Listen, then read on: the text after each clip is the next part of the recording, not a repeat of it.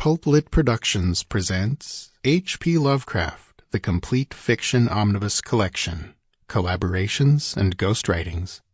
Written by Howard Phillips Lovecraft, edited and annotated by Finn J.D. John, narrated by Finn J.D. John.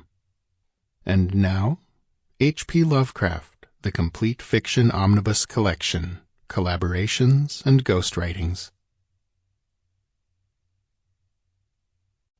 Foreword. This volume is presented as a supplement to H.P. Lovecraft, The Complete Fiction Omnibus Collection, published by Pulp-Lit Productions.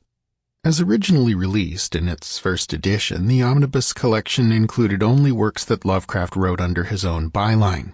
It specifically excluded works that he ghostwrote for other writers or collaborated with other writers to create. However, although none of them rise to the level of quality of Lovecraft's own bylined work, the majority of these collaborations and ghostwritings are still wonderful stories.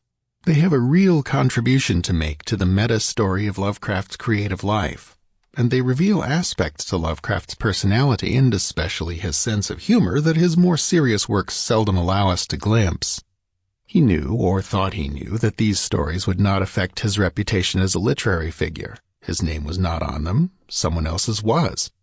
So the terrible pressure of self-doubt that grew and strengthened throughout his career, the pressure that kept him in a state of virtual creative paralysis for the last several years of his life, fell away, and his real style, his relaxed, erudite, chatting with friends style, was able to shine through. In the collaborative stories, we get to see glimpses of Lovecraft's wry humor, kindly and benevolent, but with a sort of gently sardonic edge to it. We also get to roll in the kind of over-the-top campiness that you just don't see in most of the byline stuff after the Herbert West Reanimator era. Especially in the Hazel Heald stories, the campiness often reaches the point where one wonders if he's secretly engaging in a little self-parody. We also get to see some half-hearted copy, especially in stories done or revised for people who didn't pay him well. But this is not uniformly a bad thing. One of the reasons Lovecraft's output was so scant was that his almost obsessive perfectionism and severe self-criticism kept him diligently polishing and perfecting many of his stories long past the point at which it made sense to continue doing so. This he could certainly not afford to do in a work-for-hire job that would only pay him $15 or $20. So in these anonymized stories, we get to see Lovecraft's work as it might have appeared in his second drafts, or maybe his third. Rough, sometimes unsubtle, often crammed with all too familiar buzzwords like eldritch and cyclopean, yet eminently and fundamentally and wonderfully Lovecraftian. Lovecraft provided consultation and revision and ghostwriting services to dozens of clients during his lifetime. However, the majority of such work was for nonfiction writers such as David Van Bush, known for self-help titles such as Fear, Man's Worst Enemy, Smile, Smile, Smile, and Applied Psychology and Scientific Living, and also Anne Tillery Renshaw, proprietress of the Renshaw School of Speech in Washington, D.C.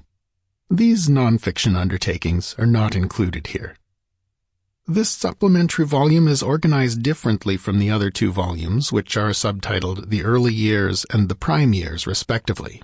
Rather than presenting each story in chronological order, we have arranged the stories by individual collaborator, and then arranged the collaborators by order of when they first appeared in Lovecraft's orbit. In preparing this supplement to the Complete Fiction Omnibus, we spread our net as wide as possible.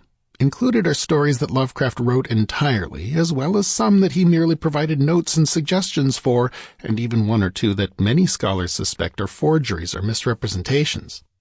These, of course, are carefully identified as such in the introductions, but then again they may be the real thing, so we include them, and we'll let you be the judge.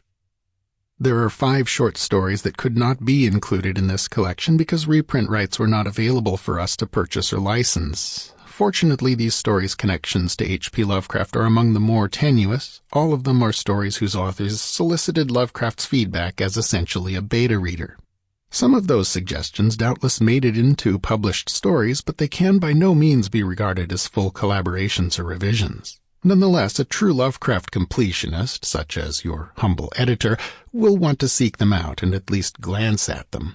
And if the rights to some or all become available in the future, as for at least 3 of them they will early in 2020 when they are scheduled to fall into the public domain, Sample complete. Ready to continue?